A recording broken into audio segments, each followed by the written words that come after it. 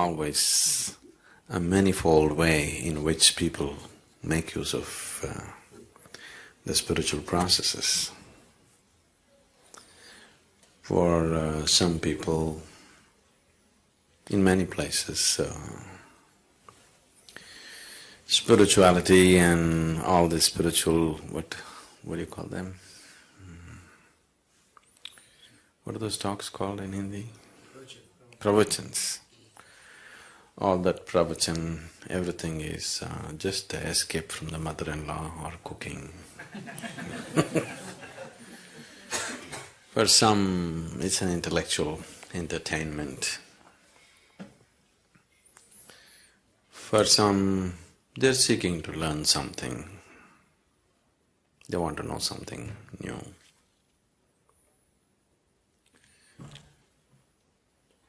A few people are wanting to, bring about some changes in their life.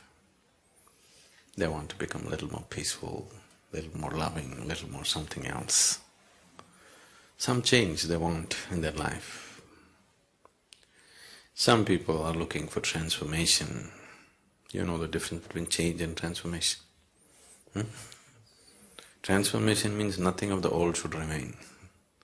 Change means improvement, self-improvement or transformation. Or some people just really wanting to get lost into it, dissolve into it. So many ways and people are approaching the same thing. It's… which is the best way?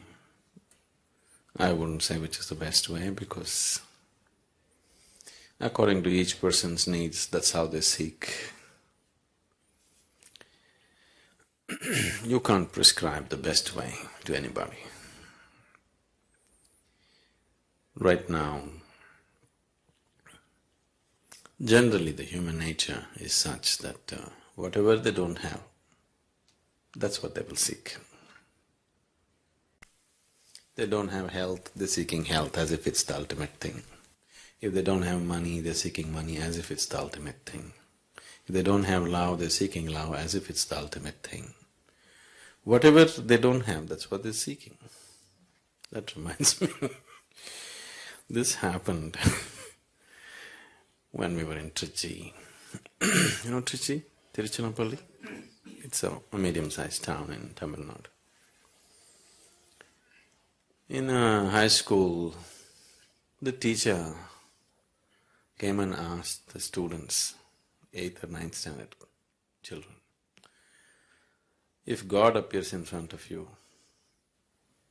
and gives you a boon, what will you ask? One boy said, those days, Maruti car. I want a Maruti car. Somebody said, I want a bicycle. Somebody said, I want, 10 lakh rupees. Like this they went on. Then the teacher said, you idiots, what will you do with all these things? Ask for intelligence. Ask for knowledge, ask for intelligence.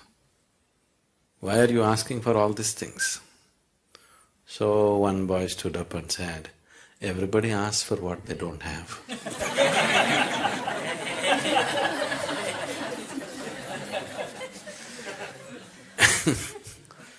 So,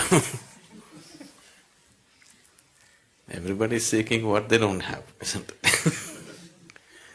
Now if you go by this, when a human being goes by this process of asking for what he doesn't have, then it's an endless process.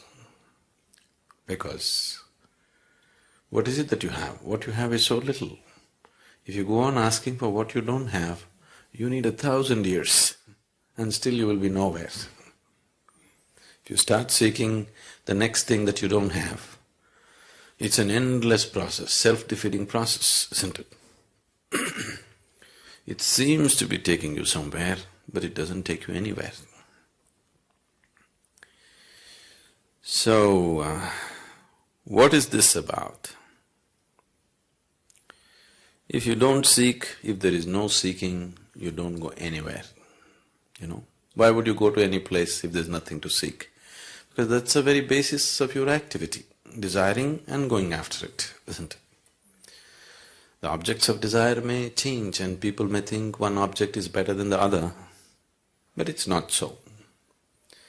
Whether you're seeking money or home or intelligence or knowledge or God or this or that, desire is desire, you know.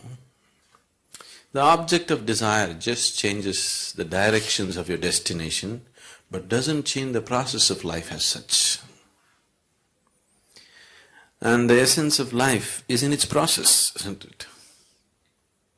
Where you got in the end is not the point really. In many ways, right now, the essence of life is how you're experiencing it right now. So, one's quality of life, if we are changing or if you're wanting to experience life in a little better way or in a much better way, whatever, changing the objects of desire is not going to make so much of a difference. It's the way we handle the process which is going to make the difference. But even if life becomes a very pleasant and beautiful experience, it has to happen for every human being. But even if it happens, still you will see there is something within you which doesn't want to settle for just joyful life either. You're very happy, and after some time, even that doesn't seem to be enough. Because happiness is missing, right now the whole life seems to be pursuit of happiness. If you're joyful, then you will see it's not enough. In fact, if you're very happy, you will do many more things than when you're unhappy. Isn't it so? Because now you're charged and now there's nothing pulling you back. You have all the enthusiasm to go about and do lots of things. So there is something that this life is longing for. It's not a desire, it's its destination. It is not something, a desire that you created or I created. It is just longing to go towards a certain destination. The only choice that we have is either to move towards this destination consciously or unconsciously. Anyway we are moving. Whether to go towards it consciously or unconsciously. If we are dragged towards something unconsciously, even if we are dragged towards heaven, we will suffer the dragging, isn't it? Yes? Now we grab you and we'll drag you out. You don't know where you're being dragged. You will suffer this. We will take you and put you on a beautiful beach. But that's later. But right now, all along from here to there, you are going to suffer it terribly, isn't it? So if you walk towards anything or if life drags you towards a certain direction and you are unconscious about it, you will suffer the process immensely. So if you look at it consciously, if you go towards it consciously, then the process becomes beautiful. That's all the choice we have really. And once we are conscious, we naturally hasten the process. Whatever we are unconscious of, and that level we suffer, you must understand this. See, right now you're driving on the street. You are completely unconscious of who is coming behind you, who is coming in front of you. Now you are going to get into one kind of physical suffering. Because you are unaware of the physical reality, physical suffering will come, something is going to break, isn't it? Now you're unaware of what is happening in your body, another kind of suffering will come. You're unaware of what's happening in your mind, another kind of suffering will come. You're unaware of what's happening in your family, another kind of suffering will come. Similarly, wherever you're unaware, that level of suffering will come to you. Is that so? You're getting… this is a holiday, you're getting dead serious.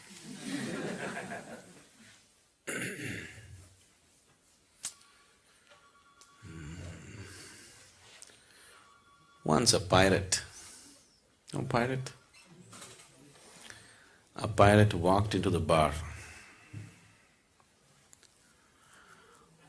The bartender knew him from long ago, he's seen him just the previous year and now he's come back after his expeditions.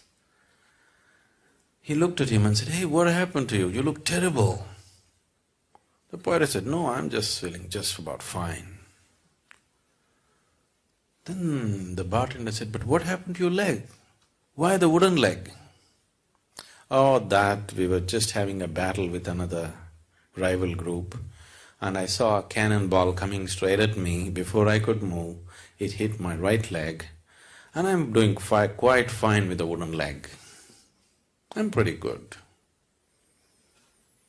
Then the bartender said, "What about the hook? Instead of left hand you have a hook. What happened to that?" "Oh, we were just having a sword fight for fun and my left hand got chopped off, but I'm doing quite fine with this hook. In fact, it's more useful than the hand." Then he asked, "What about the eye patch? You lost one eye, what happened?" "Oh, that I was just looking up at the sky and a bird poop fell into my eyes." Oh, come on. Who ever heard of anybody losing their eyes for bird poop? How would you lose your eyes for bird poop? No, that was the first day I had my hook on.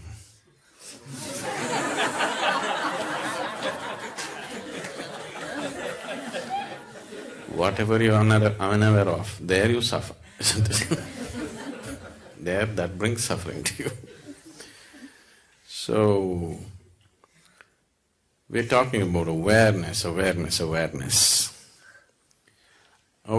is not something that you do actually.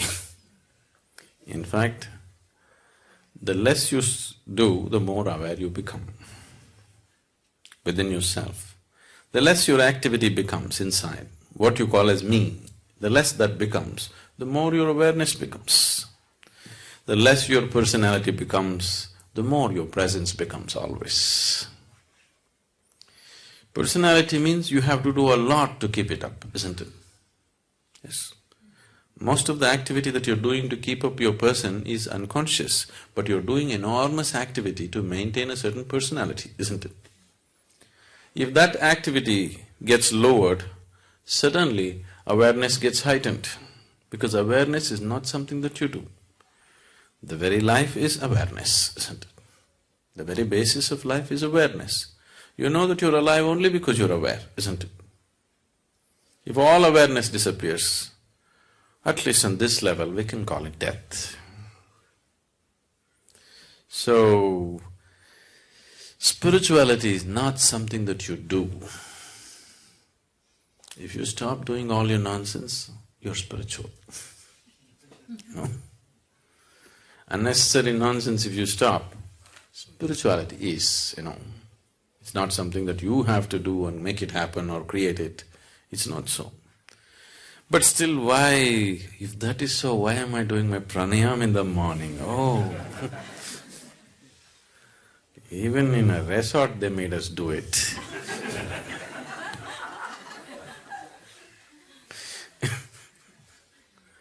I'm sorry, the resort.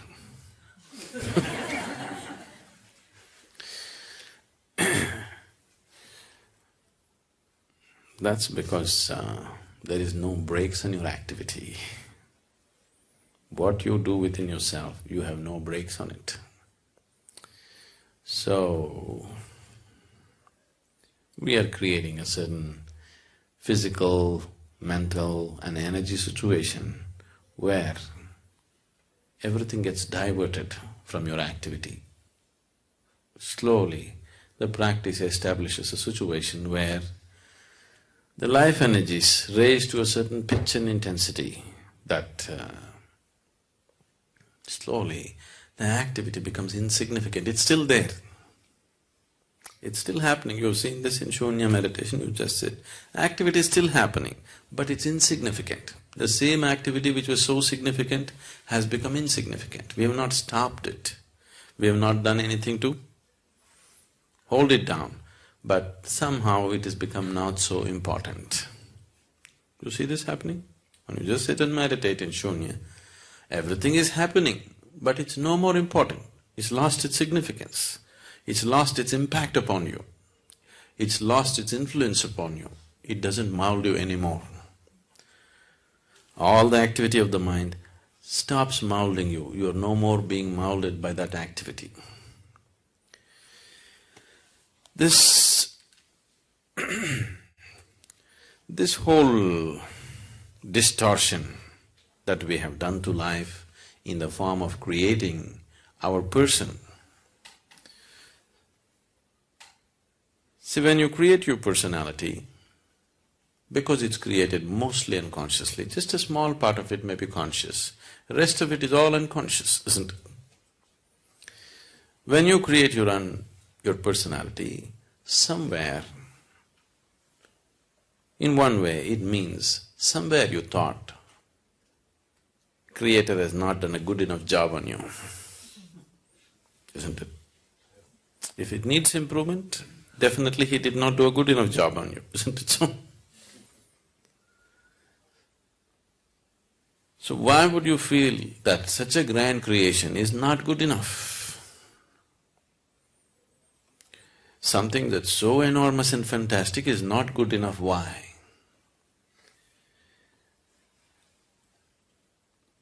Because in this simple process of self-preservation, there is a simple basic process which is built into every cell in our body, every worm, insect, animal has this, we also have it.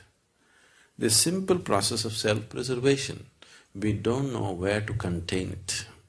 It has just spread itself into everything. Because it spread itself into everything, you have to create a small person of yourself who will defend himself all the time. As we've been looking at in the programs, the only thing that needs preservation is your physical body. Your personality, we must maul it every day. It should be okay, isn't it? If every day if we can make mincemeat out of your personality, you could create another one tomorrow morning, isn't it? Isn't it so? We've been trying to do that gently because if I go very hard at it, you'll run away. Gently, step by step, we're trying to make mincemeat out of your personality so that it becomes a flexible aspect. You cannot live without a personality. You need one to exist here, to go about in the world, do your work, manage things. But if it's a flexible thing, that in different places, as it is necessary for the situation, you can put on the right kind of personality, then it would be fine. But right now, it is like a rock, it sits on you all the time. Anything that doesn't fit into its ambit, it makes you suffer, isn't it? Who drew this caricature that you call as myself? Definitely yourself, but influenced by so many people around you. You're 15, 16, you go and watch a Amitabh Bachchan movie, you come home and try to walk like him unconsciously. Yes, isn't it? Sometimes maybe consciously, but most of the time unconsciously, isn't it? So, this caricature came into existence because of all kinds of bits and pieces that are gathered.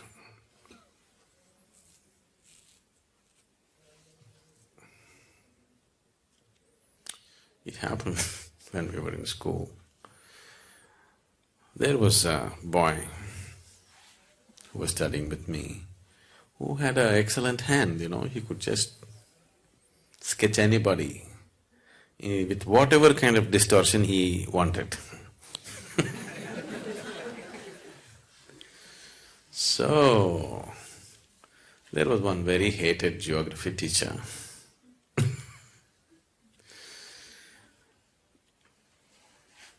And when he entered the class, this boy had a horrible caricature of him ready on the blackboard. badly distorted, but everybody can clearly recognize who it is. With all kinds of very bad distortions on him. Then he walked in and as usual he walks into the class always with a temper. Whether he's talking about the grasslands in America or he talks about the deserts in Africa, he's always in bad temper.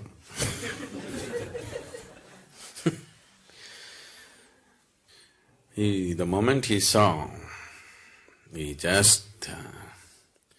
one thing he was angry, another thing he was somehow hit by the whole thing, the distortions.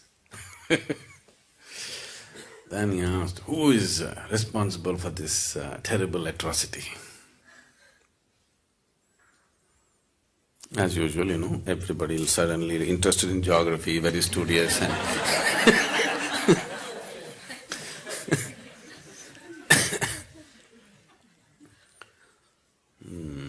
Then he repeated again, who is responsible for this atrocity? He thinks it's an atrocity. We thought it was an appropriate thing. Then somebody made up their mind and stood up and said, we really don't know, but it should be his parents.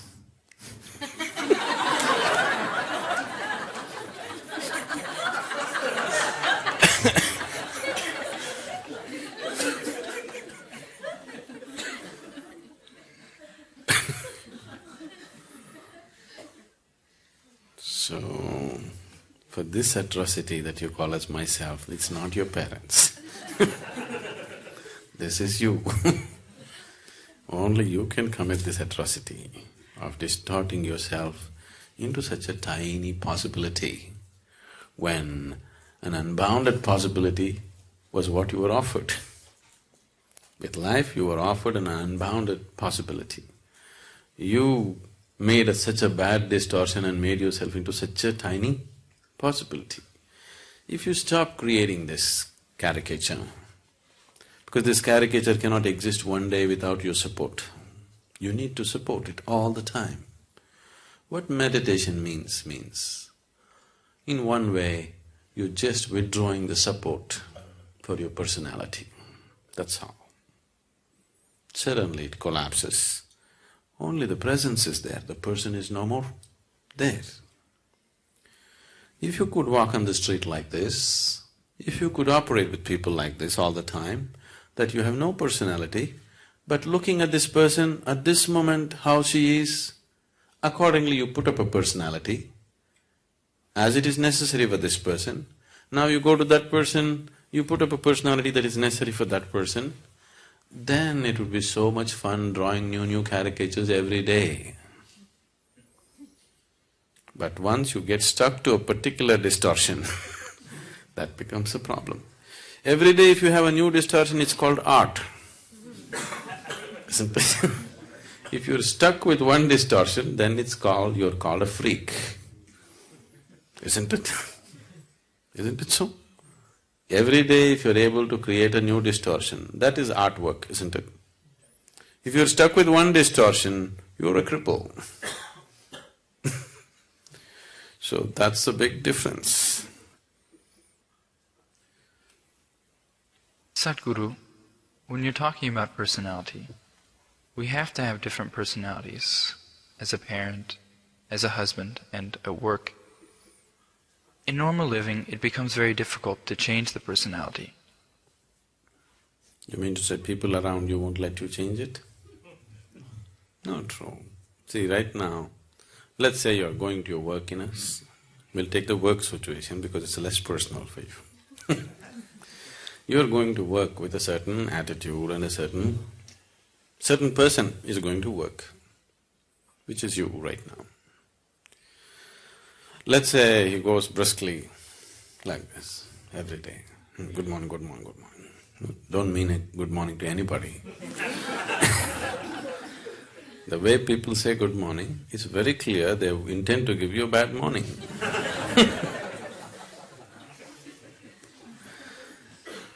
So, Suppose you are going like this.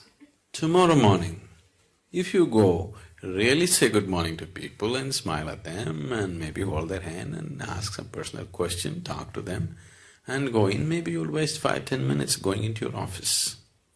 But if people around you are happy, you'll have a lot of extra time on your hands because they'll run around and do things better, isn't it? If you have people who are sitting there with a grouse, then they will make your life miserable in so many ways. Not one way.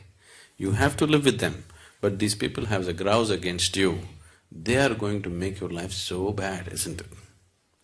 Now, can I change my personality every day? Won't it confuse people? Not at all. They would enjoy you most. Isn't it so? And will it bring down your efficiency of work? Definitely not. It is not because of the compulsion of the situation you've gotten stuck with one personality.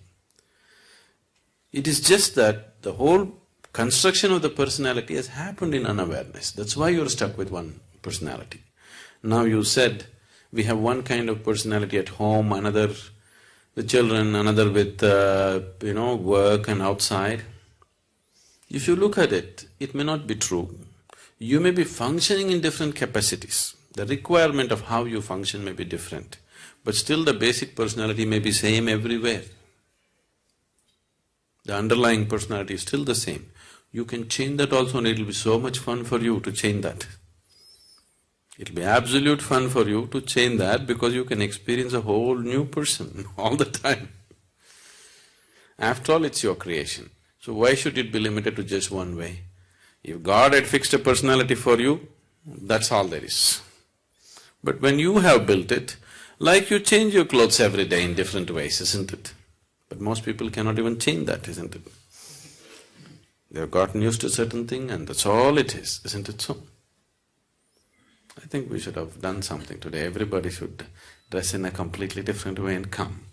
Not your usual kind of clothes. You're wearing pants all the time, today you wear a sari and come. Just loosen yourself up a little bit, it's important. The reason why what is the very essence of life is missing in people's life is because they become stiff. And spiritual people are stiffer than anybody else. Isn't it? They're so stiff.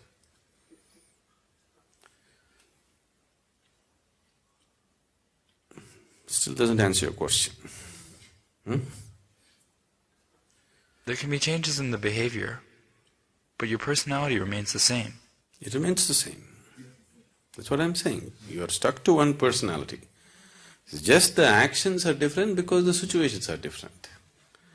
But the person is same, isn't it? So the person is same because what your personality is has become you. You are completely identified with it. There is no distinction between you and your personality, isn't it? You have become that. The mask has gotten stuck to your face now. You can't take away the mask. If this mask has to come off, we need something to loosen the glue which has gotten stuck to this. It is identity. So now we are creating various situations where your identity dissolves in a certain way. Meditation or any kind of yoga practice, whatever it is, just to loosen the identities so that there's a little more flexibility about it. Maybe the whole of it has not come off, but at least you can adjust it a little bit. Instead of mask being totally stuck, at least little you are able to take a breather. That much break it is giving you. But if you work a little more with this, you can take it and keep it off. Now, people, when they come to advanced programs, 3 days or 7 days they're in samyama or bhavaspandana, the person that you are, you'll just simply forget who you are. You don't know who you are. It'll become like that because the situation created is so intense and so different. Everything that you know as normal is broken. After some time, you don't know who is here.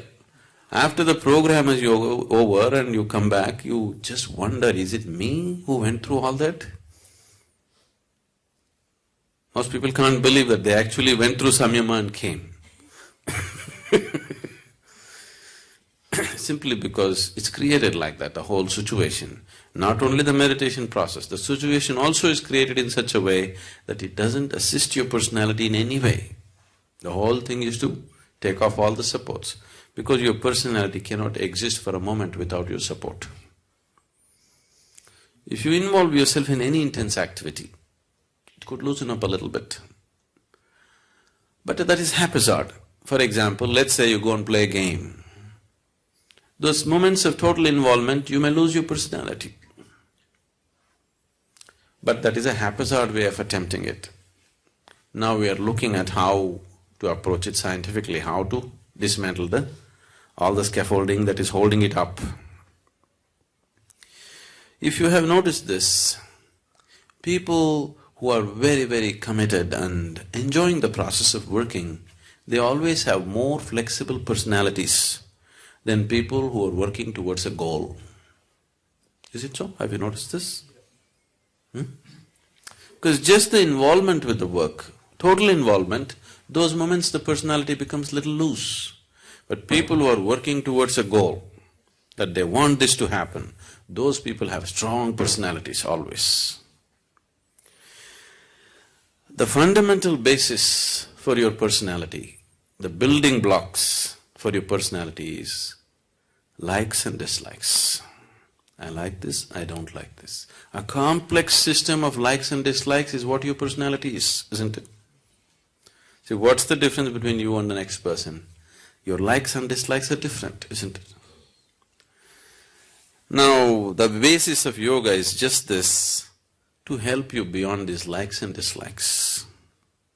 Whether we're talking responsibility or inevitability or whatever else we're talking, fundamentally it is to destroy the process of like and dislike.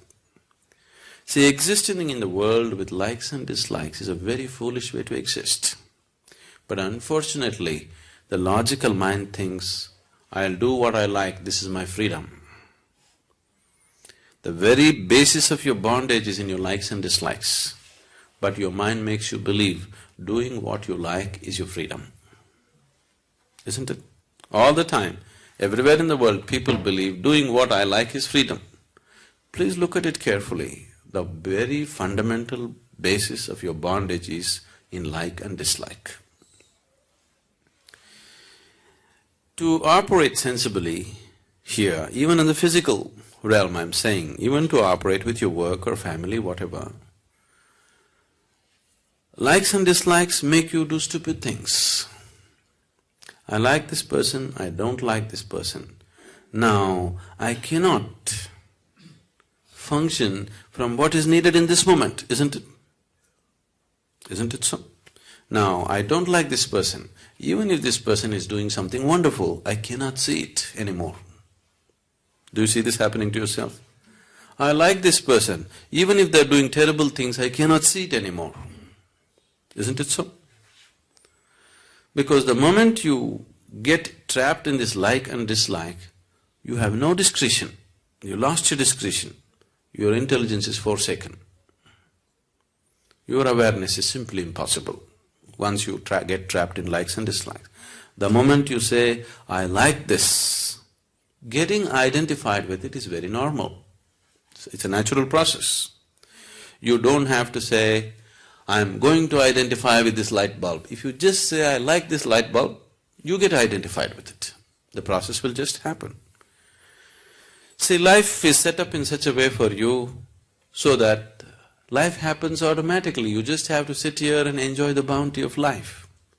But now the problem is, we are setting this forth in a wrong direction, so it is creating suffering. Suppose if it was all in your hands, you have to like it, you have to get involved with it, everything is yours. It would be a terrible effort to live, isn't it? Now it's all set up well, the whole software is so well set up. If you just say, I like this, getting involved in it, dreaming about it, this, that, everything just happens by itself, isn't it? Everything that is necessary to take you in that direction just happens, isn't it so? So, this is just life assisting you. But It has no discretion. If you like hell, it'll take you to hell. It happened once.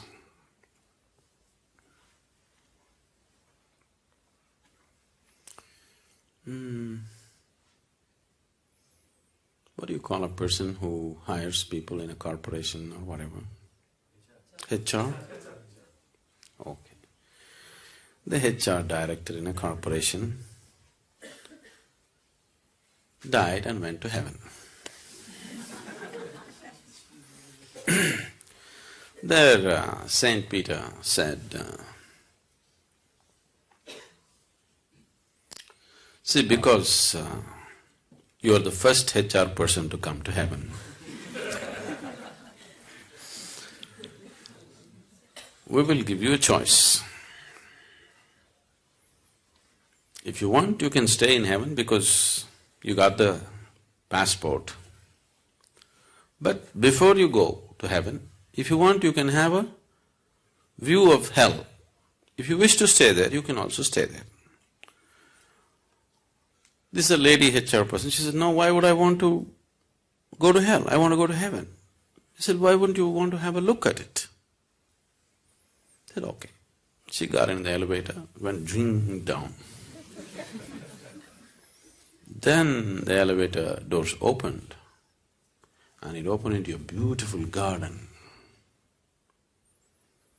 On the poolside, very beautiful people are swimming, sunbathing, and there's a wonderful golf course, and then a nice clubhouse, the works. She said, oh, this is great hell.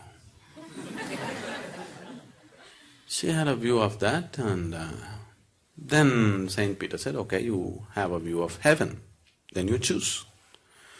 Then she got in the elevator, it went up. Supposed to be down and up, okay? That's a direction, at least you better know. Now we are down.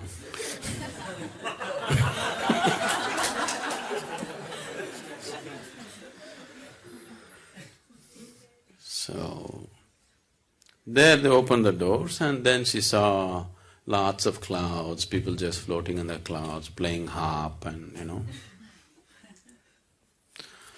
She said, okay, this is also fine, but I think I'll go to hell. All my friends are there, disc golf, I'll go. So they put her in the elevator, she just went down, and again the doors opened. It was a harsh desert. Everybody all dried up without food, in terrible condition, everything. She said, what is this? Last time when I came, there was a garden, there was a pool, there was a golf course. What happened? So they said, that was just the first day, Now you're staff.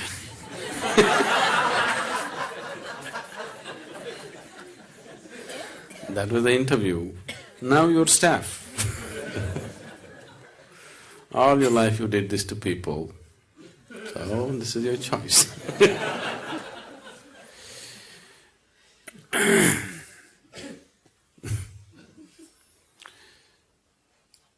Your personality.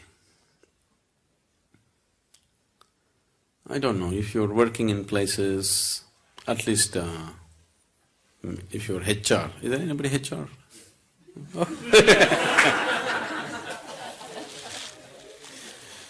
Especially if you're HR, maybe, you also. You're supposed to size up a person, Somebody new walks into your office, you're supposed to size them up, where they will fit into this whole machine of an organization. So, if you're willing to look, people's personalities are always hanging out, They need not say anything, they need not do anything. If you just look at them properly, the very way they stand, sit, you don't need any great yogic intuition. Simply a simple observation of a person, the very way they stand, the way they hold their hands, the way they smile, the way they do things, their personality is just hanging out of them. So it's so obvious to everybody except to yourself, you know. That's the whole thing.